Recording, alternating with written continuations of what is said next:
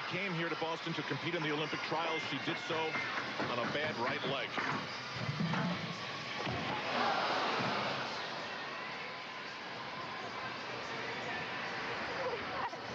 Okay. Right.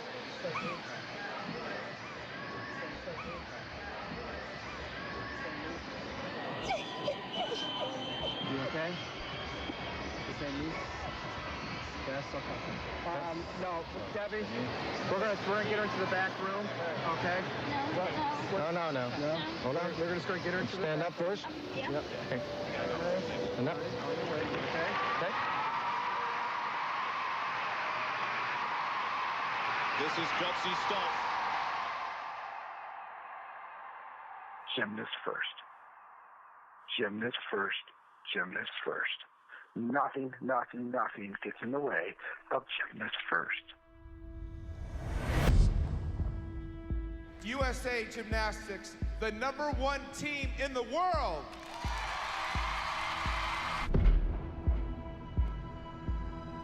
There's a whole institution of people who knew through these years. Get the gold medals ready. I don't know how anyone couldn't have known.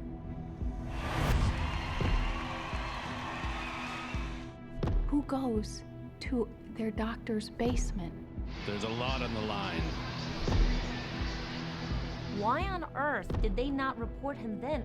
You know, there are many missed opportunities. They knew they needed a better system, and they sat on their hands. This is probably the darkest stain in U.S. Olympic history. Wow. Sister, what have you done?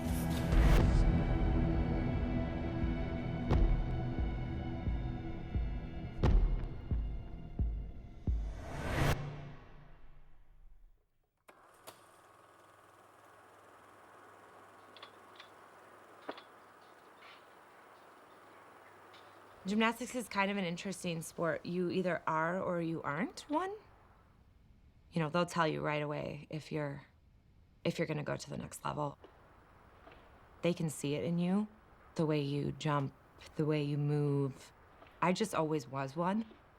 I was perfectly suited for gymnastics. I was tiny, strong, fearless, loved flying, loved little daredevil. It's the most amazing feeling to be able to propel your body through the air and flip around and stick it. It is flying. The feeling of having power, that's like a lot of people don't talk about, is like the flying thing comes after the power, and feeling that like command over your body and doing stuff that regular people can't do. Now watch this. Watch this. Back up, you right to the other bar. Has that been done before by a girl? Never, not by any human that I know of. Olga in '72, the American public, they were flabbergasted by what she was able to do. They were enamored by it. Isn't that something? I think the American culture is infatuated with gymnastics because every 4 years you see these little, strong, wonderful, talented, amazing athletes pop out on the big stage.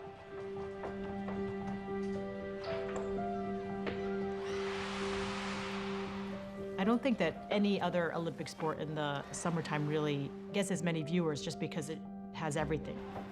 It has the beauty, it has the power, and the music, and the drama of it. And what a champion. Absolutely superb performance. Faultless. Absolutely faultless. And 10 has gone on the board. That's perfection. And that is Olympic history for Nadia Comaneci.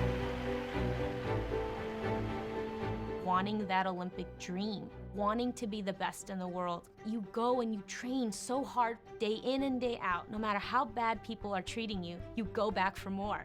You know, you go back for more because you want that dream. It's burning inside of you. Elite Olympic gymnasts are typically like 15, 16, 17 years old, the peak of their sport. So you have to start young to get good, to be still young and be the best. I think that a lot of people think it's easy because they're so cute and they're so bouncy and smiley, but really I don't think there's a sport that's harder in terms of the age where they expect to excel and the demands that the coaches put on them. I think it's mentally difficult and one of the most physically demanding sports. You are going to get hurt and you're not going to complain. It did not matter what happened to you, you were not to cry. There were things like when they would be racked. Racking is just like a torture to these girls. It's trying to force them down into splits. And you've got such adult pressure being put on these little girls. And they are not to cry, they are not to yell out. But yet you know they're in so much pain. But they just do it without complaint. This is the tricky part about our sport. To be great takes so much energy, focus, intense training through fatigue, sometimes injury, as long as it's not an injury that's going to be dangerous or debilitating, but sometimes everything hurts. That's the whole thing about being a great gymnast. It's almost like being a wounded animal. You don't show your weakness. You don't show that you're hurt. Safe position. Gymnastics is not a sport with a lot of back and forth communication. It's a lot of learning how to be a soldier. These women have to perform so that USA Gymnastics brings in sponsorships, so that US Olympic Committee can be proud of them and trot them out every 4 years for all of us to watch, so that NBC viewers can, it's a money machine. And at the heart of it are teenage girls and their bodies. It seems like an arrangement that's bound to create abuse. The former team doctor for USA Gymnastics for 20 years is facing dozens of accusations of sexual abuse, including one from a former Olympian. One of the women has filed a criminal complaint against Nasser with Michigan police. The other has filed a lawsuit in California. Former Michigan State University and Team USA gymnastics doctor Larry Nasser has been arrested. When I first heard about Nasser, I was completely shocked, and then I totally wasn't shocked at all, because he's in exactly the position to get away with this. Like, if you were a child predator, you would become him. It's so perfect. Larry Nasser was a doctor for USA Gymnastics for more than 20 years. He'd worked with Michigan State for just as long. He was a physician at Michigan State University, and then he would be called into camps, these monthly camps for the women's national team. And then world championships, major international national team events, he'd be right there. His contract with Michigan State said you have to also do outreach in the community. So he also worked with high schools and local gyms. So literally he had his hands on hundreds of children every year for many years. When Trinae became a level 5, we were all invited to a big meeting. And in the meeting they said, 100% of your children will be injured. And then I remember being introduced to Larry as a trainer. And I thought, oh, good, there's a safety net. If they get injured, there's a trainer. I thought we were lucky to have Larry. He was seen as like the guardian angel of the gymnasts. He was all about, protecting the athletes. And that's not something we often hear in the elite space. Not just physically, but mentally, you have to protect your athletes. You have to let them know that we care. You have to not let them know, but let them feel it. Let them understand it. Let them breathe it. It's there. It's not just a pat on the back. You know what I mean? It has to be sincere that we care. Larry Nasser was the good guy in this whole web of people you have to deal with gymnastics. How could a gymnast not say, wow, this guy's so nice to me? Like, everybody else is so mean. They want me to do an extra routine, or my leg hurts and they want me to keep running or something. He was brilliant at fooling these girls into trusting him. And I don't know how he got the Carolis to turn their backs, or maybe he did it behind their back. I'm not sure how much the Carolis knew. I don't know for sure if they knew about him. Did they know that he was alone with gymnasts? Yes. Should they have known that was against a policy, that there were policies and procedures in place and he was violating them? Yes. Did they care? No. That gold medal gymnastics coach, Bela Karolyi, has yet another winner on his hands. Bela Karolyi is the gymnastics coach who brought Nadia Comaneci and Mary Lou Retton to Olympic fame. I'm not concerning about anything else than to be the winner, to win. And I love to win. That's the truth. Stronger, stronger, stronger, stronger. And that. There. Get relaxed, normal out, pressing it. Did it. And up. That's not good. You're not doing the right thing. Hold that and press down in. Press. Back to speed. Bela and Marta Karolyi are the most famous coaches in gymnastics history. Bela Karolyi was the architect of the Romanian dynasty. In the late 70s, Bela comes around with Nadia Comaneci and others and becomes the premier global superpower in gymnastics. At the time, the gymnasts were mostly over 20 years old. It was really a women's sport. Bela and Marta changed the concept of gymnastics to train very young children, very intensive training from 6 years old. He had this philosophy, do enough repetition and you stay prepubescent and you don't gain weight, you're gonna get those girls to hit.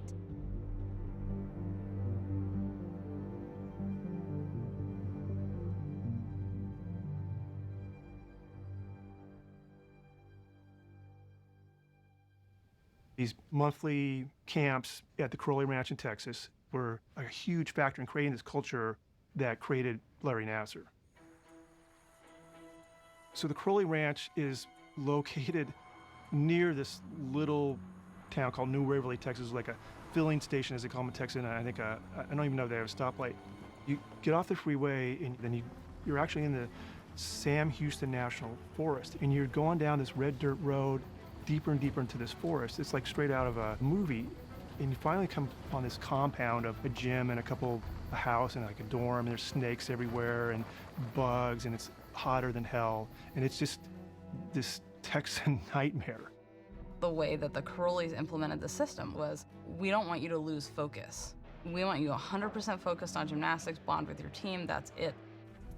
No phones, no internet, very controlled. They had things that were written to the athletes that said, while you were at the ranch, you could not go to your personal coach or your parents. Now, is that a little bit weird? You say to somebody, you can't go to your parents? One of the main themes about the Karolyi philosophy is athletic Darwinism. There are so many kids out there. The U.S. is so deep now that if you can't hold up physically or if you can't handle it mentally, well, there's somebody dying to get in here who will pay the price. So they knew they could push these kids hard, hard, hard.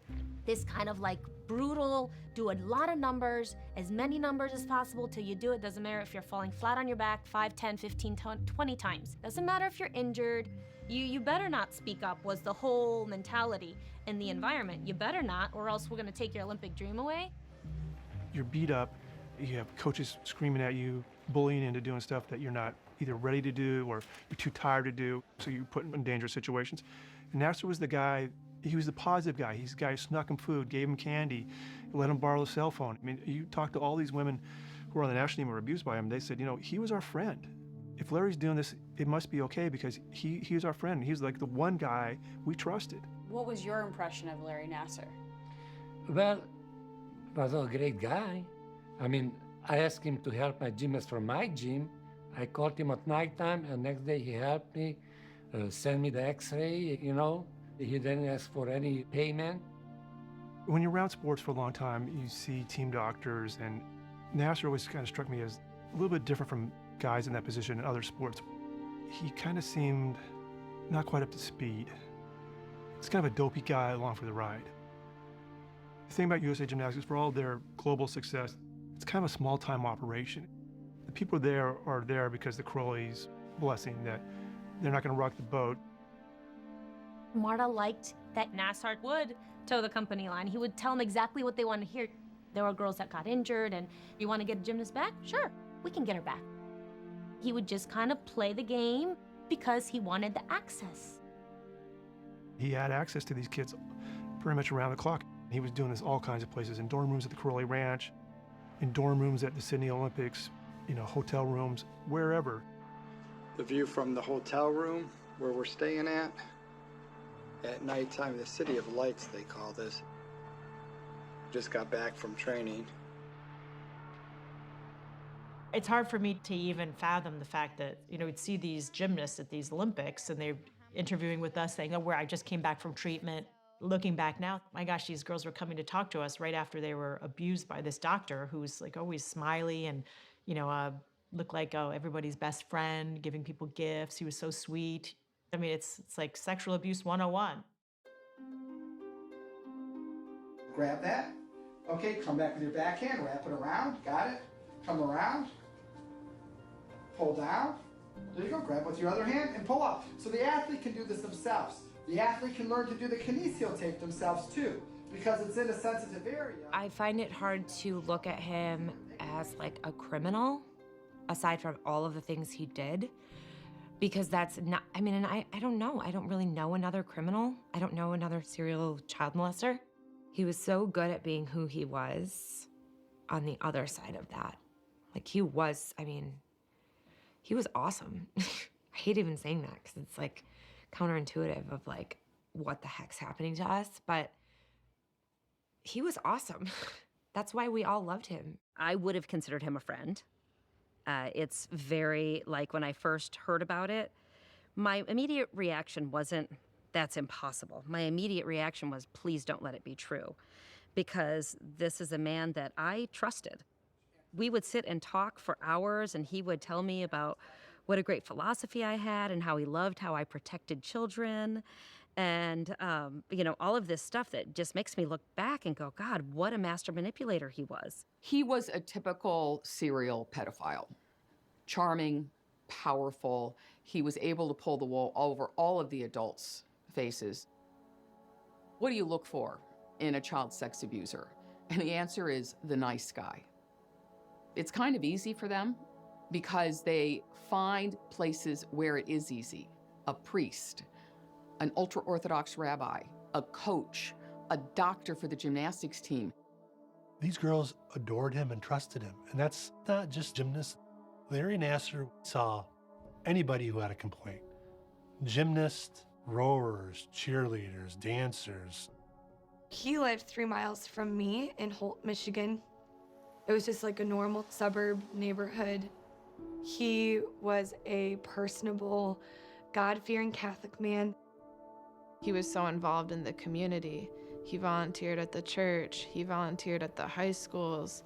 He was almost everywhere we went, always smiling, charismatic, overly involved in our lives. I was 14 and I wanted to be a doctor. So Larry brought me to take your daughter to work day. We had each other's phone numbers. I would text him almost daily. We are friends on Facebook. He'd post on my wall.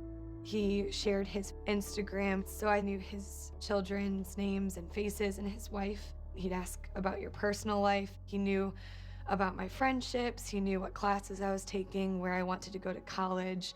He was a friend, a confidant at one time.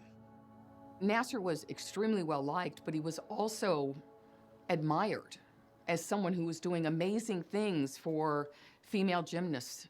Thank you for visiting gymnasticsdoctor.com, where you can see over 400 educational videos on how to rehabilitate your gymnast. So with the weak glute medius muscle, this drops down, the foot rolls, and she's got the weakness in the hip area here. Come off your toes and come back. All in one motion. Toes, arms, go. Every appointment, he would have his hands all over me, adjusting me, massaging my back. And what some people might not understand, that this is a really big part of gymnastics that he took advantage of, that we're used to having adults spotting us, helping us stretch. We're used to having adults touch us. But Larry took it a step further. He explained to my mom, I'm going to put my hands near a very private place on your daughter. He didn't ask, he just said that that's what he was going to do. Larry Nassar pretty much had a primary method. You would come to him and, I have a backache. I have a hip problem. He would stick his ungloved, unlubricated hand in your vaginal cavity and do what he called a vaginal adjustment. And it was like this catch-all treatment, stuff that was nowhere near your pelvic area. This was like, this will make it better. He told me that I would probably be uncomfortable and kind of explained that in the vagina there's a trigger point or pressure point that would release to help him work on my ankle to be less painful. In my case, I wasn't given a heads up or any kind of explanation about the procedure. I think he just said, tell me if this hurts. Which it did, but everything that he was doing hurt. He was doing like pressure points and manipulations and like pushing on my muscles with his elbows. I was pretty used to just like buckling down and taking whatever pain. You're always told by coaches, teachers, no pain, no gain. So when something's painful, you're thinking this is helping me and I'm getting better because of it. I remember being like, can I survive this for another 2 minutes? Watching the clock on my phone, waiting for 5 minutes to go past, 10 minutes to go past, up to 45 minutes or an hour. So his appointments would be 2 hours long. My analysis is an hour was medical, professional, and then the second half was sexual. Trying to remember back, to these treatments and thinking back, and I'm like, how the heck didn't any, how did he do that? And then I'm like, I don't think there was a silent moment. I don't think he ever stopped talking. What's happening today? How's, your family? Oh, Dawn, how's things going with the kids? Mother of 3 daughters. My goal was to keep them safe. And then I became an accomplice in such a crazy world. He would talk to the parents while he was doing this. And so it was confusing. The first time, specifically, my dad was in the room, and I just, first I was like, what? Is this normal? What is going on? And then a little bit of thinking about it, I was like, okay, well, my dad's on the other side of the room, so maybe it's normal. And then I'm like, but does he know what's happening? I don't know if he does. Well, how do I ask about this? I can't ask about this. And then you think, well, he's a doctor. I didn't think that had happened to her because I had no idea. I was there. I thought I saw everything. She was with me at every single appointment. Was your mom always with you? Yeah, she was always in the room with me. Having your own parent there, and he's still able to manage to get away with what he did, even with someone else in the room, that's really scary. This is a grooming behavior. The parent's sitting there, the child's watching the parent. The child doesn't want to tell the parent this is going on, but believes the parent must know because it's happening right in front of them, so it's okay. So guess what happens later on? Parent doesn't come into the next session, and instead of it being a 2-minute procedure, it ends up being a 45-minute procedure. The young girl thinks it's okay because mom and dad were sitting in the room before. I noticed that what he was doing was getting more aggressive as I got older. And when I could drive myself, then no parent was in the room, so then it really amped up. He would bring us to his house, to the basement. When I heard 2 months ago that Taylor was treated in his basement, I almost fell over. Who goes to their doctor's basement? He offered free treatments to women all the time in his basement, which I knew about. So that's why I felt okay going, because I, once again, minimized it. Everyone else goes there too. He would get erections. It's just, something's not right there. He would take his belt off, he would make grunting noises. And if we look at it as adults, we're like, oh my God, didn't you know? Of course this is for a sexual purpose. But you gotta put your mind, a young girl who has no sexual experience, a young girl who's trusting, a young girl who's told repeatedly over, this is the Olympic doctor. He's there to help. So these girls, they had no clue. And then I would feel better after my appointments because, like I said, he was doing medical things and no one else was helping me get better. So I knew I had to go back because I needed to be relieved of my pain. So even if I hated the treatment, I would go back. And that's how so many girls were abused for so many years. How often was that vaginal treatment? Probably every time. I don't remember not having it. They estimate it happened to me, like maybe 846 times. It's a lot. The reason Larry was such a good doctor was because you didn't feel anything afterward. Not just physically, emotionally, mentally, you had to block it out. You had to, or you're gonna fall apart. These young women didn't know. Their bodies might have known, subconsciously they might have known. They thought this was a legitimate medical treatment. They were told over and over and over again, you can trust Larry. Larry says you can trust Larry. Kathy says you can trust Larry. John Geddard says you can trust Larry. Who is John Geddard? Satan. He is the devil. And he is the head coach and owner of Twistars. Open the hips. That's better, feet. Now up, up, up, up, up. That's too much forward. Straight. Squeeze it. Shape. Hold the shape. Press the landing. Press the landing. Press. Nice. Stay there. Stay. John Geddard, former 2012 Olympic team coach. When I came to Michigan, very, very, very quickly, I realized that John was the force, the name in certainly Region 5 gymnastics. John Geddard coached Olympic champion Jordan Weber, and he had many other national team members throughout the years. He housed Nassar at his facility in Michigan, Twistars, where he had unprecedented access to his gymnasts in the gym. Like at the Crowley Ranch. Very similar environment, actually probably even more access at Geddard's gym. At the ranch, it was only whenever he was able to come into the monthly camps. But at Geddard's gym, he could go in every day if he wanted to. John especially, Twistars especially, sent you to Larry. He came in every Monday, and he would stay until everyone was seen. He was very well known at the gym, obviously, because he was promoted at the gym. He was pretty much like our go-to doctor. Larry knew how to get them back in their sport.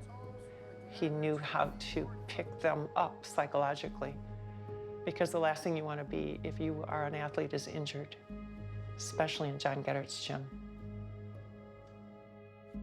John Geddard, super intimidating man, super intimidating. Walks it, owns it, talks it. How would I describe myself as a coach? Well, I know how others describe me, but I think they get the wrong impression. I'm pretty intense, very caring about my athletes. I'm not a warm and fuzzy, blow smoke when it's not needed. I'll give kids their due when they deserve it, but I'm not going to unnecessarily tell them how wonderful they are if they're not being wonderful. He would use more of a tactic like beating you down. So he would belittle you, he would insult you, call you names, and you would feel like you weren't good enough. It was your fault, you were doing things wrong. At gymnastics meets, if a girl fell, I would see him turn his back on her and he wouldn't watch her compete. Or he would throw a water bottle at somebody because they made a mistake on the bars. And so you would keep trying harder and harder to get his approval. You always wanted John's approval, and when he gave it to you, it was something special.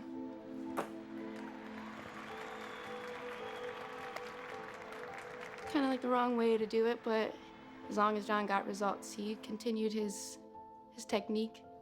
Just break every single girl down until they thought they were nothing. And then after practice, you'd go and see Larry. He'd be there for you, be that person that you know was gonna understand you. And for me, he was kind of like a friend that I could go to.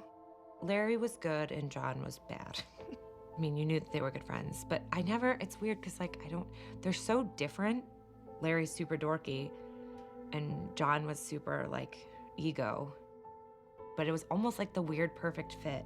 I think that if we were injured, John sent us to Larry because he would give the shortest amount of time that could be necessary to come back from our injury. And there would be no mediator, I guess, in the middle to be like, well, maybe she needs this extra few weeks. If Larry thought you were okay, then you must not be hurting anymore, you're okay. That sounds dangerous. Yeah, I would say so. I started having some shin pain in my leg, and then it started getting worse a couple weeks later. And so then I finally said something to John, and he said, we'll go see Larry. So I saw Larry. He poked and prodded at it, and he says, I don't think anything's seriously wrong with it. Like, I'll tape it up a little bit, but you're okay to continue practicing. I kept practicing for weeks later. The pain got worse. It felt like I was stabbing it every time I tumbled. And it got to the point where I was seeing Larry every day at practice, and then after practice I would go to his house and be in his basement at his house. How often did he do the treatment? Every time. I felt violated, but he's a doctor, it's gotta be for some reason. So I just never said anything, and I just kind of accepted it. You would think that if your leg wasn't getting better, you might want to get x-rays on it, but that didn't happen. Doing all gymnastics stuff on it, it was excruciating. But a prestigious Olympic doctor is telling you nothing's wrong, so you kind of think you're crazy. I mean, it makes you wonder what really is pain. In the practice before we left for nationals, I was struggling so hard. And so finally I was like, John, like, I'm trying my hardest, but my leg hurts so bad I can't make this. And he told me to get my stuff out of the fucking locker room and get out of the fucking gym. He means forever. So I go to the ER, I get x-rays, and it's broken, like splintered. It looks like a nail was hammering down on my leg, and it just kept splintering off pieces because I just kept tumbling on it. Do you think that you were purposely mistreated by Nasser in order to keep you in his care? I think it's definitely a possibility. Why else would I have competed on a broken leg for a month? Why else wouldn't x-rays have been in the question if it continued to get worse and not better? Do you think that John Getter knew about Nassar's so-called treatments and that they were not appropriate? It's hard to say, but I don't know how anyone couldn't have known. With it being in a room right there in your own gym, you know? There's no way he didn't know something about Larry. And even if he thought it was really a treatment because this guy was supposed to be his best friend and supposed to be a doctor, it's such a bizarre thing that you would hope that he would at least look into it. And there's no way he didn't hear. We talked about it openly in the gym. There's a whole institution of people who knew through these years, and it could have been stopped. How do you think the abuse could have stopped earlier? Could have stopped when Kathy was told. Kathy Klages, another friend of John Getter and Larry Nassar, she was told in 97. I went to Spartan Youth Gymnastics Club, and one of the head coaches was Kathy Klages, MSU's head gymnastics coach. I had been thinking about talking to an adult about these treatments because it did make me uncomfortable. So Kathy Klages had me come into her office, and I did specifically tell her that Larry was putting his fingers inside of me. And she just said, I must be misunderstanding. He would never do anything inappropriate. She said she had known him for years and years, and I just must be mistaken. Kathy did not believe her. So she marched other gymnasts in to try to dissuade Larissa that this wasn't happening. She had teammates come in, a couple at a time, while I was sitting there in her office in front of me, and she asked them if Larry had ever done anything to make them feel uncomfortable during treatments. And all of them said no, except one other girl. So this other girl stayed in the room, and Kathy still just couldn't wrap her head around what we were saying. So she brought in a couple college-age gymnasts, and they would explain, you know, his hands get close to certain areas, but they never are inappropriate. And I said, well, that's not what is happening to me. His fingers are going inside. Then at that point, they left the room. The other girl left the room. Coach Clay just told the other gymnasts, "You're misinterpreting this. I don't want to hear it," and basically shut her up. But Larissa still stood her ground. I again said what was happening, and she said, well, I could file this, but there's going to be very serious consequences for both you and Larry Nassar, and you need to really think about this. And I think I raised my hands and said, I don't want to get anybody in trouble. That's not my intention. And so I went back out, and I think I ran into the bathroom and just cried for the majority of practice. She intimidated her, and it shut her down. Coach Clay just then didn't tell her parents, but she did tell one person. She told Larry Nassar.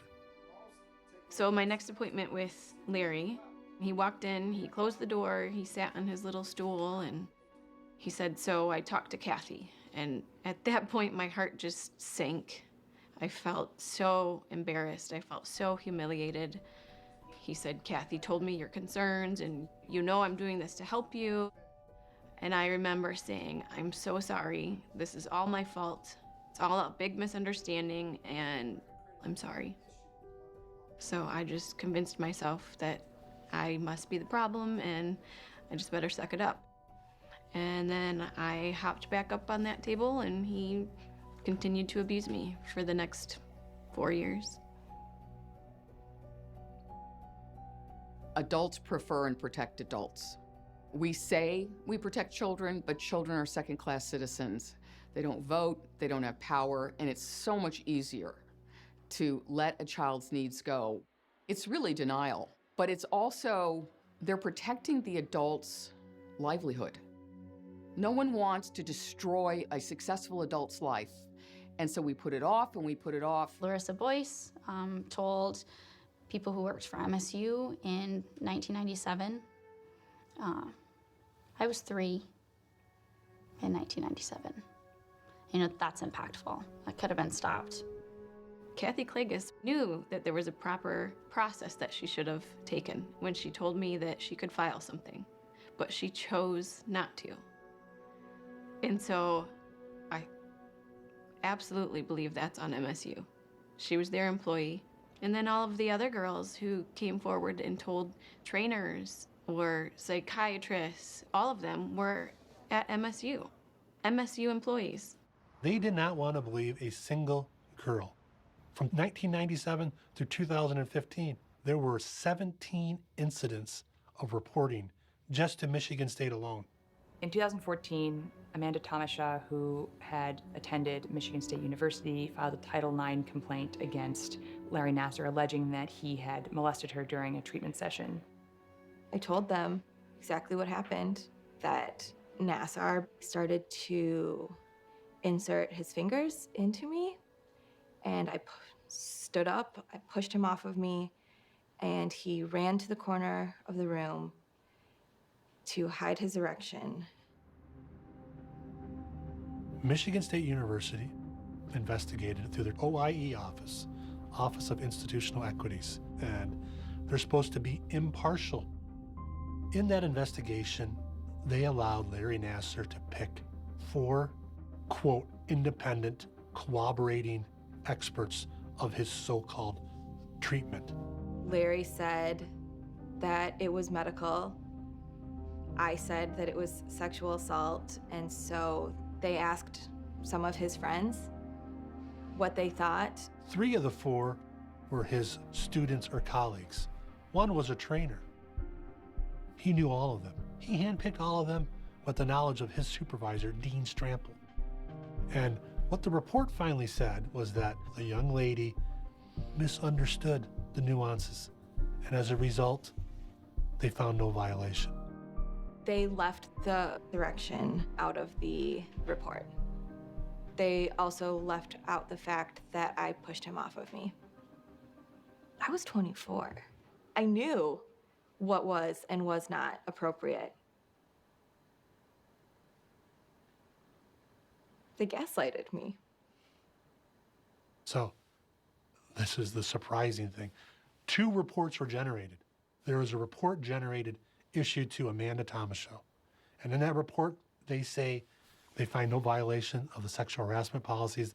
The report ends on page 22. Lo and behold, here we are in civil litigation. You know what we find? There's a page 23.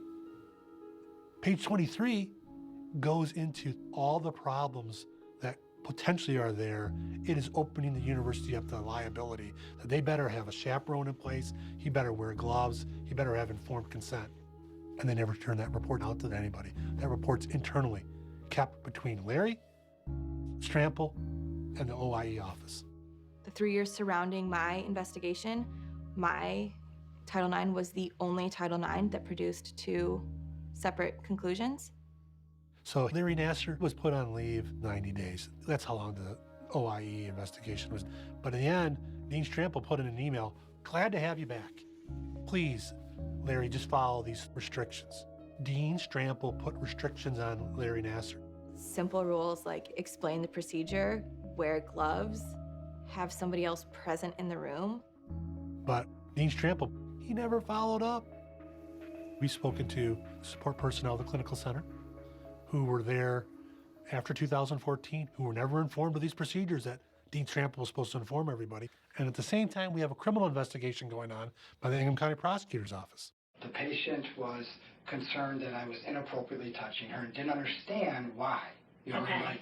like, you know, he was, you know, touching me in my private areas, you know, and she didn't understand why. And those are 2 things that confuse me because I do this on a regular basis.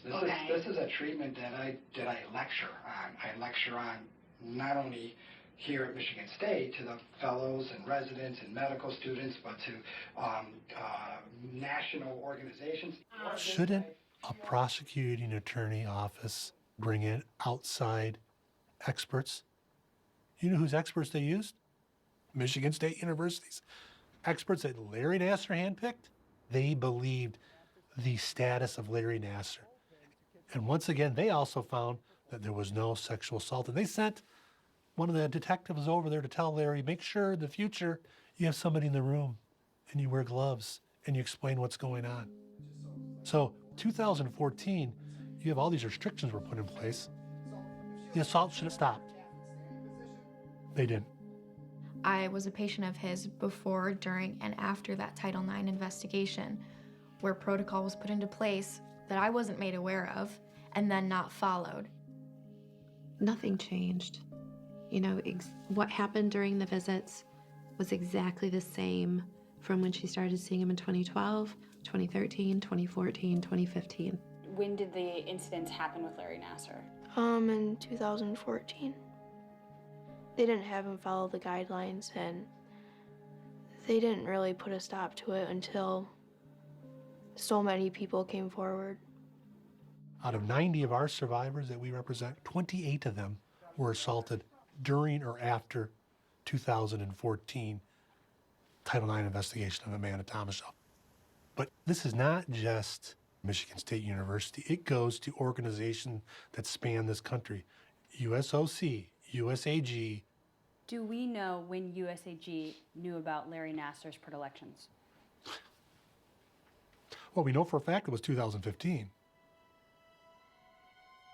Spring 2015, Maggie Nichols, a gymnast on the U.S. national team, was at the Caroli Ranch for one of the monthly training camps. And she was with Allie Raceman. And Maggie said out loud, "What's with this technique he does? Like, why does he put his finger inside of me? I'm not sure it's helping." And Maggie Nichols' coach happened to be within earshot and was alarmed by this. There was a report made to USA Gymnastics. Steve Penny sat on it for a few weeks. USA Gymnastics former president, Steve Penny, was notified that a gymnast was assaulted at the national team camp. Why on earth did they not report him then? Maggie Nichols' mother was told by Steve Penny, "Don't do anything, don't report it. We're gonna handle this internally. We don't know yet if we need to report this." They waited for 5 weeks before they went to the FBI. 5 weeks. When you have gymnasts telling you that Larry's doing these manipulations every day, sometimes twice a day, 5 weeks is a long time to be sitting on the knowledge that Larry Nassar is a sexual predator. They waited 5 weeks because they did their own internal investigation as to whether or not this was sexual abuse or not. After an internal investigator told Steve Penny, you really have a problem here, you have to go to the FBI. Steve Penny called Scott Blackman, the chief executive of the U.S. Olympic Committee. The Olympic Committee legally is responsible for the safety of the athletes at the Olympics. And Steve Penny said to Scott Blackman something to the effect of, we have a member of our medical staff who's been accused of improper contact. I'm going to report it to the FBI. Scott Blackman has said to us that he told Steve Penny, definitely report this, and Is that enough? Steve Penny did. I mean, that's a question. Of course we want to say no because of what happened in the subsequent year. Nothing happened. The USOC had tremendous responsibility as the top of all of Olympic sports in the United States. And the USOC has had inadequate child protection policies for years. There's been a problem in gymnastics with sexual abuse and with physical abuse for decades. In 1999, the then president of USA Gymnastics, Bob Colarossi, wrote a letter to the USOC raising concerns about their method of handling allegations of abuses by coaches, saying the way the system works is going to get us in trouble. Scott Blackman was on that letter. They knew it, they knew they needed a better system, and they sat on their hands. Nasser, he actually was allowed to resign from USA Gymnastics and said he's taking his leave of absence and thanked them and left on his own terms. But Nasser is back in Michigan still treating patients. He continued to do that for more than a year after that in Michigan. Wouldn't USA Gymnastics tell Michigan State University that there's an investigation on? They didn't tell them. You know, there are many missed opportunities for people to be informed about this. And what nobody knew at USA Gymnastics was that the FBI never even opened an investigation. I mean, it went to the FBI in Indianapolis. The FBI in Indianapolis said, we're gonna kick this over to the Detroit office. And then it died there. The FBI in Indianapolis doesn't seem to have taken their allegations very seriously. We also don't know exactly what Steve Penny told them. MSU, USAG, USOC, Twistars, and the FBI, all these organizations, they knew. Every organization had a chance to stop. All that time, Nasser was still working at MSU. He was still working for Holt, the school district that he was working for. He was treating people nonstop until Rachel Denhollander came forward. Sorry. I'm Andrea Munford. Hi, nice to meet you, Larry Nasser. Thanks for coming in so quick, too. Yeah. Obviously, you're not under arrest, so you can leave whenever you want. I know you talked to Val O'Brien, one of my colleagues, Yeah, a couple years ago. right. Yeah. I've been trying to adapt my technique so we won't get into the same situation. Okay. What practices have you changed in response to... I've been trying to have people in the room, Okay. you know, and trying obviously not to get into that same situation. You know what I mean? Like, has there been another complaint? I'm just like confused right now. How long have you been doing this technique? I have a video from 30 pounds ago, from like the 1990s. I'm trying to remember. It would have been in the 1990s. You know what I mean? Like early 1990s. Right. Well, the reason I'm asking is that we did have another complaint. Really? Yeah. And it's a patient from a while ago. Okay. I was a patient of Dr. Nasser in 2000, and at age 15 was repeatedly sexually assaulted by him under the guise of medical treatment and medical examination. Rachel Denhollander was not an Olympian, but an advanced level gymnast who, in the summer of 2016, became the first person to openly name Larry Nasser as an abuser. She was inspired to do this by a series that ran in the Indianapolis Star. There's a troubling report in USA Today Network, and the Indianapolis Star, the governing body for American gymnastics, is accused of routinely protecting coaches who were accused of sexually abusing young athletes. Rachel Denhollander read this article, and she had been, over the years, coming to terms with this treatment that she had been subjected to by Larry Nasser more than a decade earlier, and she reached out to a reporter. Rachel Denhollander told the Indianapolis Star newspaper that Nasser sexually assaulted her when she was 15 years old, taking part in club gymnastics in Michigan. Ultimately, one other former Olympian spoke anonymously in the original article and identified Larry as an abuser. When someone comes public and puts it in a major newspaper that this guy who's employed by your university sexually abused her, and you have two people talking about it, that carries a lot of weight. Two gymnasts have accused Dr. Larry Nasser of sexually abusing them during treatment. One of the women has filed a criminal complaint against Nasser with Michigan police. The other has filed a lawsuit in California. I read the headline and I laughed in disbelief. I was like, there is no way. Like, he is a saint. Because at that point, even though I didn't like the treatments, I really thought that he had been helping me this whole time. I actually defended him at first because I knew that, well, I was told that this was a valid medical procedure. And I was brainwashed and conditioned into believing that for the past 20 years. And I think in order to just survive through it. And so I defended him. Trinae came home and we both just said, this cannot be. She's like, there's no way, it's Larry. It's Larry. If you know Larry, there's no way it can be Larry. And it actually made me mad. I was like, how dare you accuse such a kind person of doing such an extremely awful thing? And I didn't read the article because I was in a dance rehearsal at college. But then when I was by myself after that rehearsal, I started reading through the article, and Rachel Denhollander had it to a T. She described my whole experience, weird commentary, no gloves, internal techniques, followed by his response that he never went internal, ever.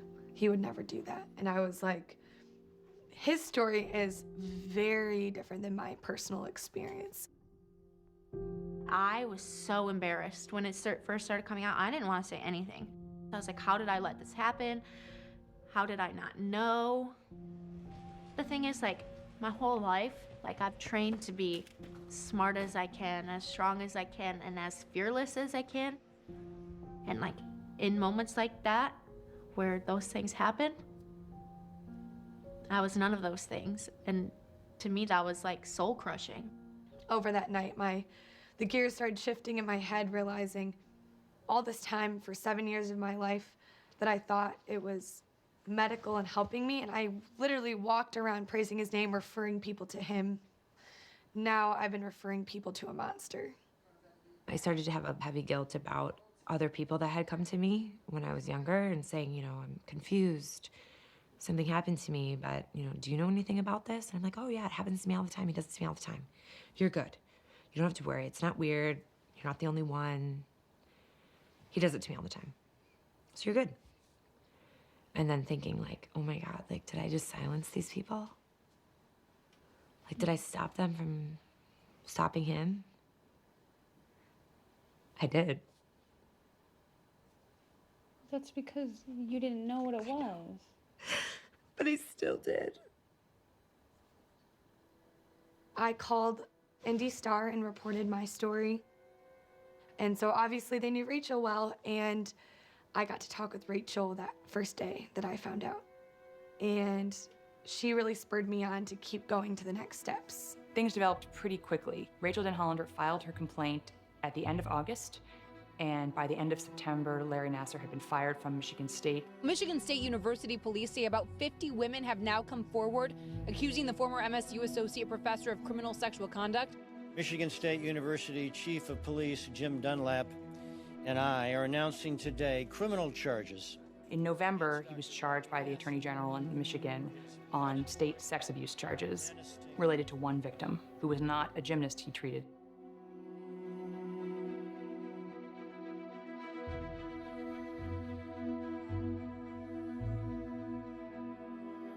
The first time he got put in jail, he bailed himself out for $1 million. He was a free citizen.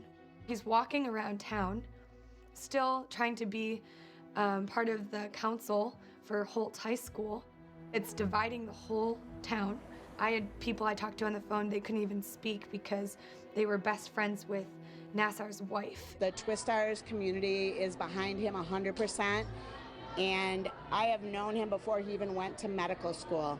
And everything he's ever done for gymnastics and everything I've ever seen him do has been nothing but caring and sincere. There are hundreds of people that support him 100%. We have received countless emails and communications from other doctors, physicians, physical therapists, ex-patients, ex-coworkers supporting him. There's no doubt he has a ton of support. I couldn't even go on Facebook because people from my childhood were saying things against me, essentially. Just decided to click on the comments. Oh, they're lying, or they're just in it for the money, or oh, they should have known that happened. There's all these weird emotions, you know, at the beginning of September 2016 until the porn stuff came out, and then everyone's silenced. An FBI agent saying they found at least 37,000 images and videos of child pornography on hard drives belonging to Dr. Larry Nassar. They were seized during a recent search of the former MSU doctor's home in Holt. I represented Dr. Nassar in his criminal matters in Michigan and in federal court. I believe law enforcement said there were 37,000 or more than 37,000 images. It sounds like a high volume to people who are not familiar with these cases, but in all honesty, it's not a high volume. It makes me want to vomit. Were some of those pictures, some of these gymnasts and some of his patients, some people that he saw at his house? Quite possibly so. I mean, I cared that that was found, but what I mostly cared about, that he was in prison without bail. Bond was revoked and Dr. Nassar was locked up in jail. And so it became more difficult in terms of, you know, defending. There was no real way to mount a defense with the child porn. I can't answer that.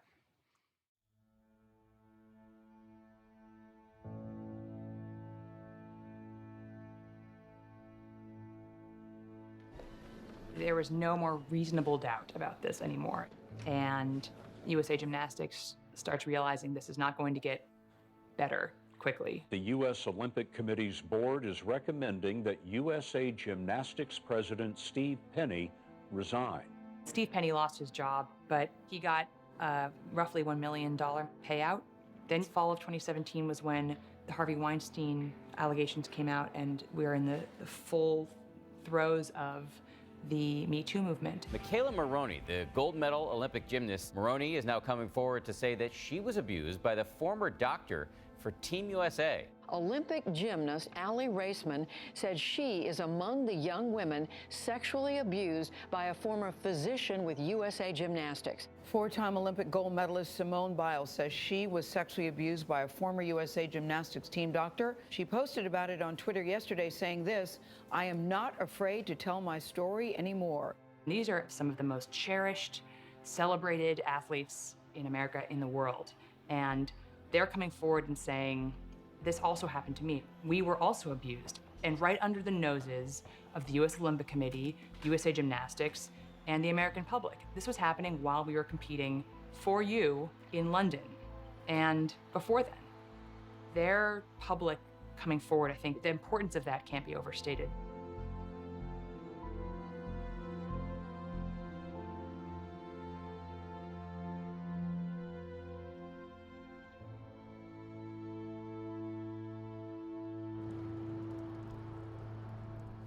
All right. Thank you. You may be seated. The attorneys asked if I would take a plea, and I advised that's fine, but I'm going to let everybody talk because he harmed so many, not just the girls, but everybody who touches this case. Victims will be allowed to speak and will continue until all victims have had an opportunity.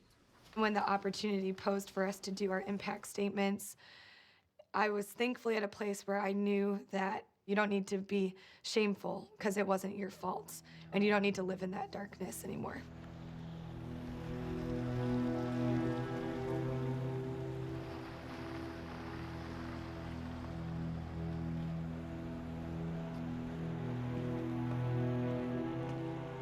You know, the day of court, my alarm went off, and I have never been in such a panic. Like, I felt like I was falling off a cliff when I woke up.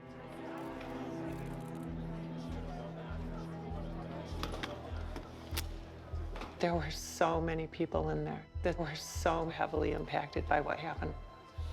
Every time a door opened, we were all, You know, like I felt that tension and I felt everyone's eyes go to the door immediately.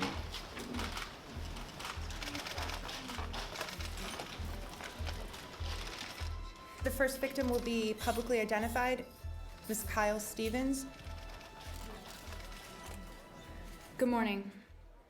Up until this point, I've been known as Victim ZA, or family friend.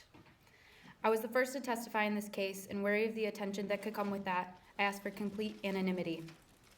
I'm addressing you publicly today as a final step and statement to myself that I have nothing to be ashamed of. My parents had become close friends with Larry and his wife, Stephanie. It was during this time, I estimate I was approximately 6 years old, that Larry Nassar began to sexually abuse me. He first exposed his penis to me in a dark boiler room in the basement of his home. He told me, if you ever want to see it, all you have to do is ask. Let me remind you of the interests of a 6-year-old girl. My favorite TV show was Clifford the Big Red Dog, and my favorite book was Junie B. Jones. I could not do a multiplication problem and still had not lost all my baby teeth. Someone of this maturity level should not be sexually active, but I was. Without my knowledge or consent, I had engaged in my first sexual experience by kindergarten, and it progressed from exposure to masturbating in front of me while playing hide-and-go-seek, rubbing his bare penis on my bare feet, and penetrating my vagina with his fingers. It took a friend confining the details of her sexual abuse for me to realize that something was wrong. I was 12 years old when I told my parents, when Larry rubs my feet, he uses his penis. My parents confronted him and he denied any such action. Due to complex details that I won't get into here, my parents chose to believe Larry Nassar over me. I spent the years between 12 and 18 avoiding and detaching from my family. To my father, someone who makes such heinous, false accusations is the worst type of person. His belief that I had lied seeped into the foundation of our relationship. Every time we got into a fight, he would tell me, "You need to apologize to Larry."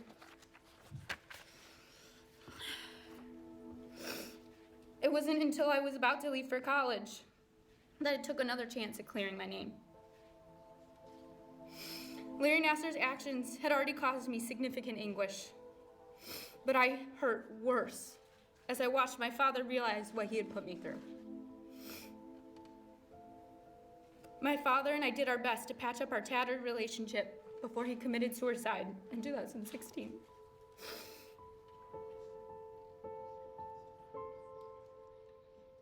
It was very painful. You could see it in their face. People were shaking, crying, just at the sight of Nassar. I thought that training for the Olympics would be the hardest thing that I would ever have to do. But in fact, the hardest thing I've ever had to do is process that I'm a victim of Larry Nassar. As I listened, I started getting angry, which I didn't want to get angry. When the proceedings started, it was just like any other court hearing. And really what happened is every day there were more and more girls coming forward. The next survivor you will hear from is Amanda Tomashow, Lindsay Lemke, Jessica Smith, and she has agreed to be publicly identified. Normally, there are not people applauding, people booing the defense lawyers. My office and my family were getting death threats. My co-counsel was getting death threats on his children. At times, I was very fearful of just the vulnerability coming out into fighting. It felt like you were really a part of a mob, and it was just adding like a constant fuel to a fire. It's almost like that kind of an explosion was inevitable. Gymnastics doctor who is admitted to sexually assaulting young girls, claiming it was medical treatment, back in court today.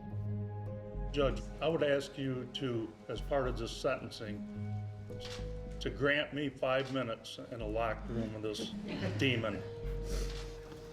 Would you do that? Yes or no? No, sir. Would you give me 1 minute? You know that I can't do that. That's not how I was. Well, I'm gonna have to just stop.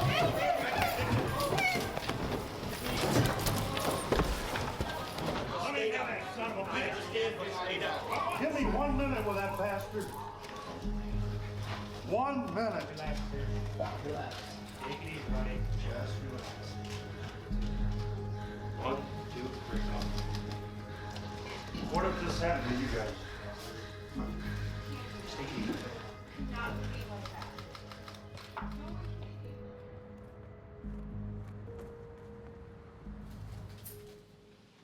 This morning, we had a delay because of a letter that was sent by defendant, and he states, "I'm very concerned about my ability to be able to face witnesses this next 4 days mentally." The letter he wrote me was all about him wanting to be in control. Sir, there's a few sentences in here that concern me. Your letter states, now Aquilina is having a 4-day sentencing media circus. She wants me to sit in the witness box next to her for all 4 days, so the media cameras will be directed toward her. And the portions I didn't want to read is because he's actually listed some names, victim blaming. I didn't want to read it and then black out the names because each girl's going to put their name in there. There's no good that's going to come from reading that whole letter, which is why I've sealed it.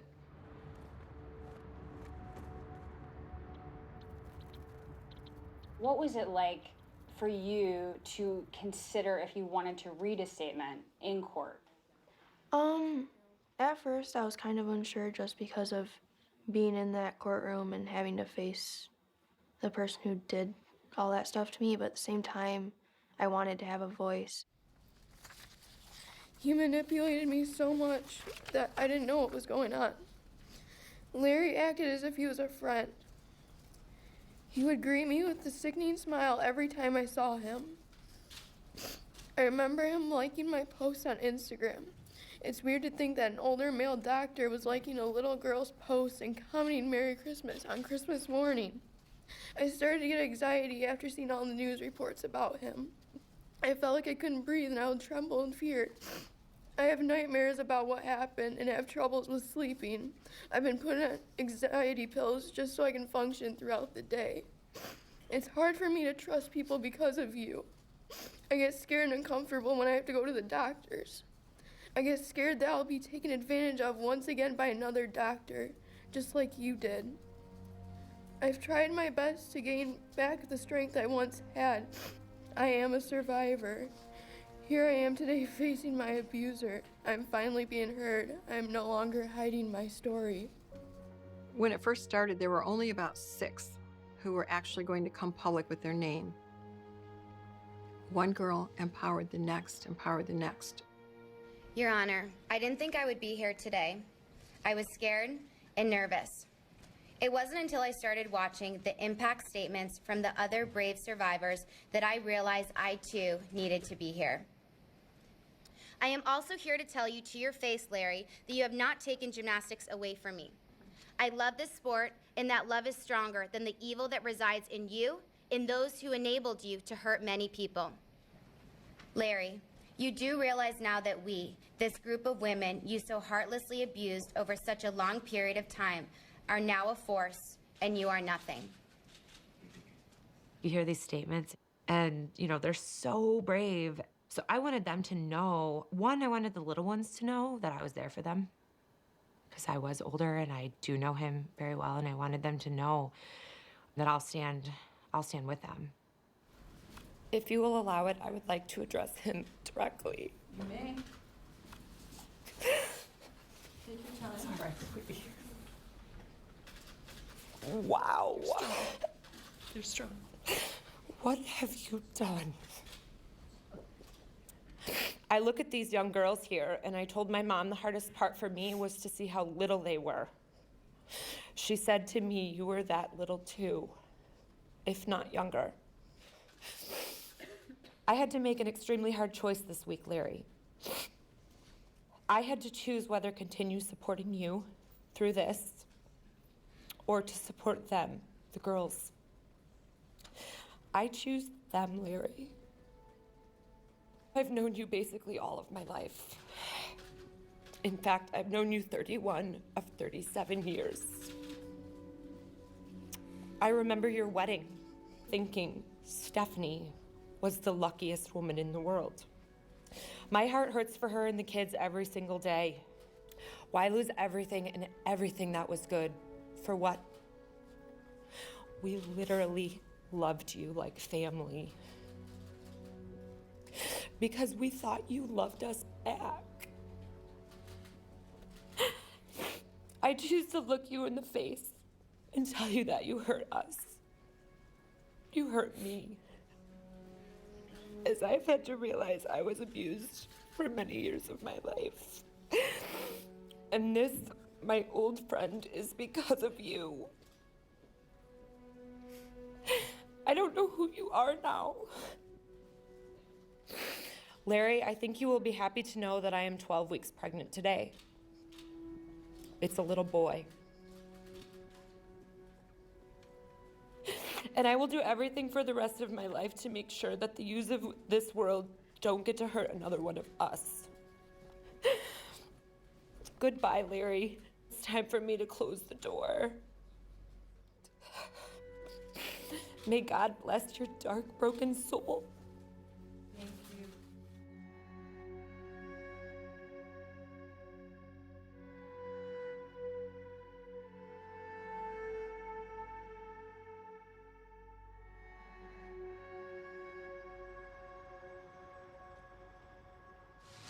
Dinner, we are on our final victim impact statement.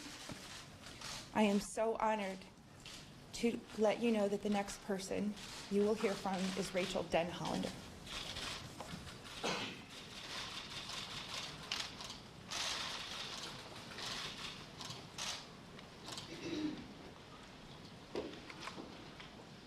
How much is a little girl worth? At 15, I believed that the adults at MSU surrounding Larry would do the right thing, and I was terribly wrong.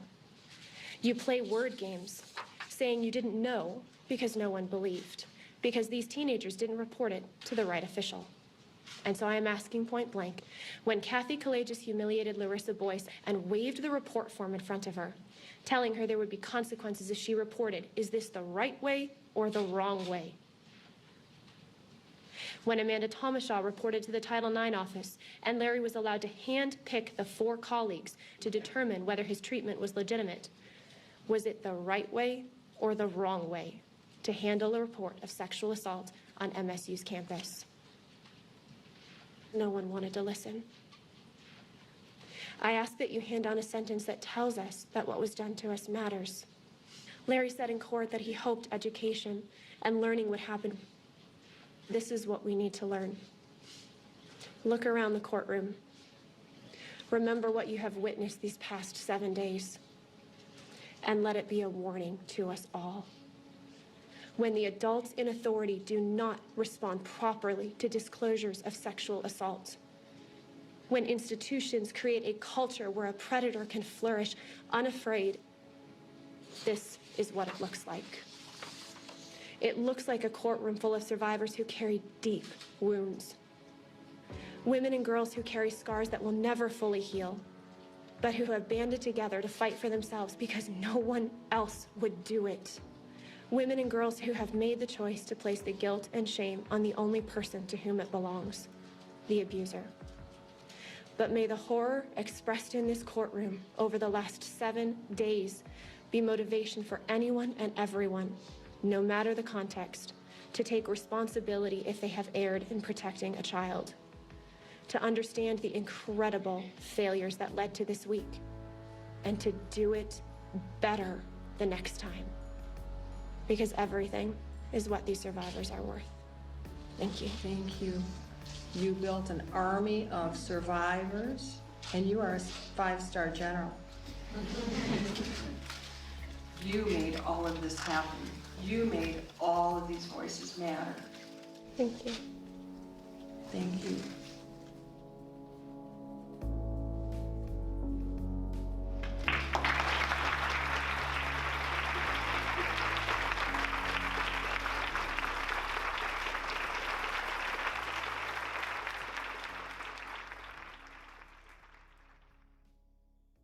Larry wants to address the court as well. What would you like me to know? It's just a short statement. Your words these past several days, your words, have had a significant emotional effect on myself and has shaken me to my core. I also recognize that what I am feeling pales in comparison to the pain, trauma, and emotional destruction that all of you are feeling. There are no words that can describe the depth and breadth of how sorry I am for what has occurred. He heard all the cries. So he turned around again, and more girls started crying. And then the judge realized what he was doing. An acceptable apology. Sir, you need to stay at the microphone or they can't hear you. An acceptable apology to all of you is impossible to write and convey. I will carry your words with me for the rest of my days. But I do want to read some more of your letter. And the reason I want to do that is because I've considered it in sentencing as an extension of your apology and whether I believe it or not. So I want you to hear your words. The media convinced them that everything I did was wrong and bad. They feel I broke their trust. Hell hath no fury like a woman scorned. His letter fired me up so much. Hell hath no fury like a woman scorned. I mean, he's not comprehending the damage that he has done. That line really says it all. He has no respect for women. I think it helped hearing that, actually, because there's been many times where I felt bad for him because we had this relationship with him. We really loved him, and looked up to him, and cared about him. And so it was good to hear those words that he wrote because it made me not feel bad for him anymore.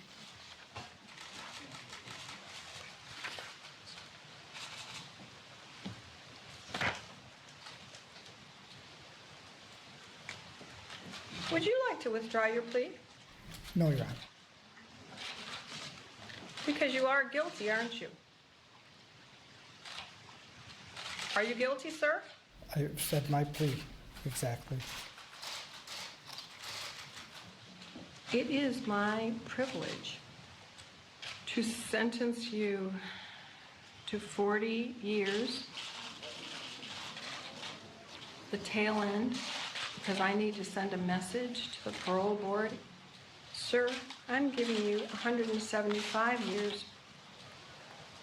I've just signed your death warrant. If I thought he was worthy of being rehabilitated, I would have sentenced him to the 25 years.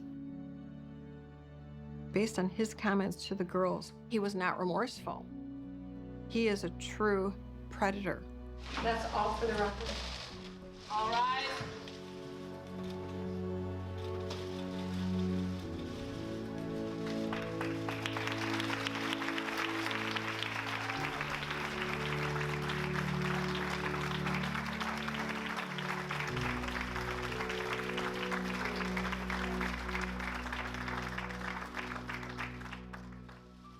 You know, I really expected to feel a lot better, if I'm being honest. I felt like I was gonna walk out and be like, great, things are better now. You know, when people are like, it's over, it's not over.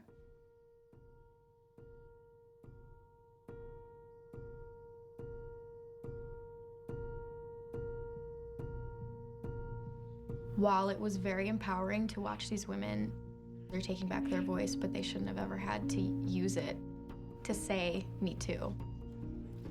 Disclosing your name and your face along with your story in this volume to be believed is a travesty. We need to deliver on the promise to these victims that the world will be better because you came forward. The Me Too movement will be a success if it turns into social and legal change. Is there any truth that there's money been put aside for counseling for these girls? Yes. Have any of the girls been contacted yet? They were supposed to be. What about for those of us who have already had counseling, but this is now a year and a half later that you're doing this? The counseling fund, if you read the material that was released publicly. I would like to hear from you. Okay, includes past expenses.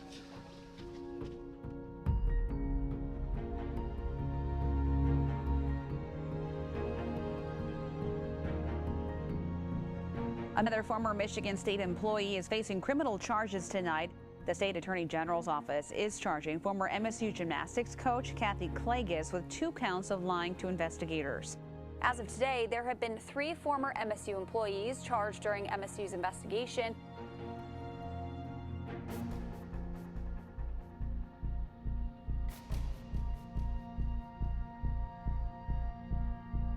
Young gymnasts who say they were victimized by Larry Nassar are now advocating for changes to Michigan laws to make it easier to hold abuse enablers accountable.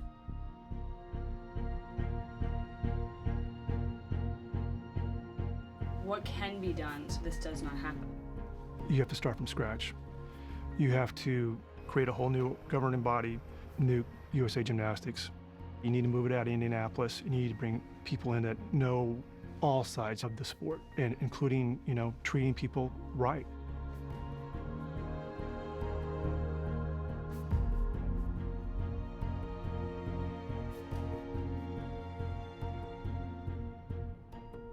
There is a sense that slowly but surely progress is being made, and people in positions of authority are having to answer for what happened. More fallout from the Larry Nassar scandal. USA Gymnastics has suspended the owner of Twistars, John Geddard.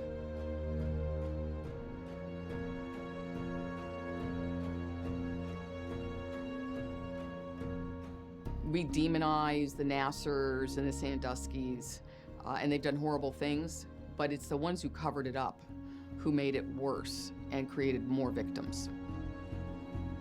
Mr. Penny, let me ask you this. After being informed about the abuse, my understanding is that you waited 41 days to contact law enforcement. Is that correct? I would like to answer your question. However, I've been instructed by my attorney to assert my rights under the Fifth Amendment. You were part of an organization, the United States Gymnastics. Don't you feel you have a responsibility to the athletes who are here today and to others around the country? Respectfully, Senator, I've been instructed by my attorney to assert my rights under the Fifth Amendment and decline to answer your question.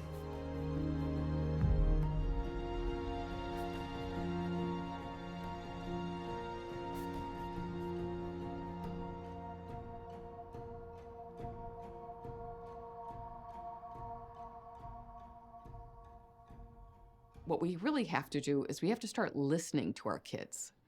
If a child says to you they don't like how someone touched them, you don't say, but that's one of the nicest people I ever met. You sit down and you say, why? What was wrong? Would you let your daughter do gymnastics? I have mixed emotions.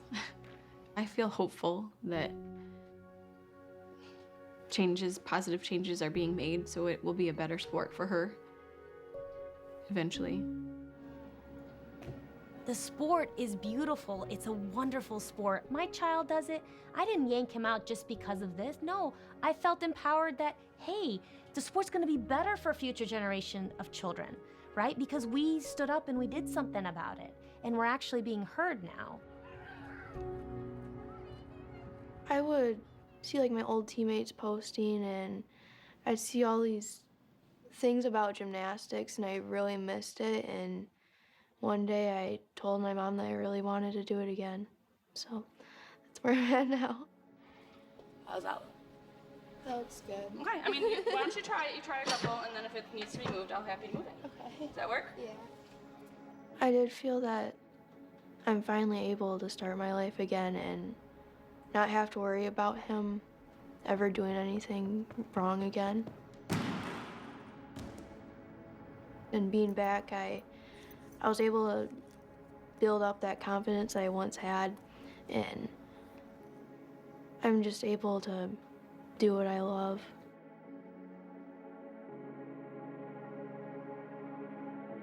I'm winning the war now.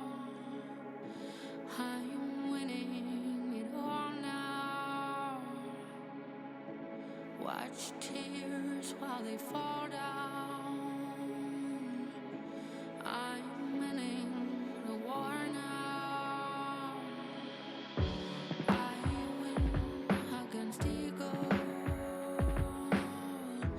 Cast light on the shadows long. I'm winning from ego. I'm riding a long way. Oh, the past has haunted me. Oh, the past it wanted me dead. Oh, the past tormented me. Oh, the past it wanted me dead. Oh, the past has haunted me. Oh, the past it wanted me dead. Oh, the past tormented me. But the battle was lost, 'cause I'm still here. Oh, the past it wanted me dead. Oh, the past has haunted me.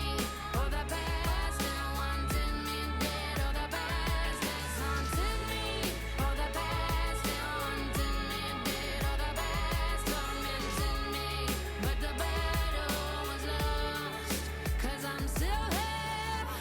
I'm fighting my ego.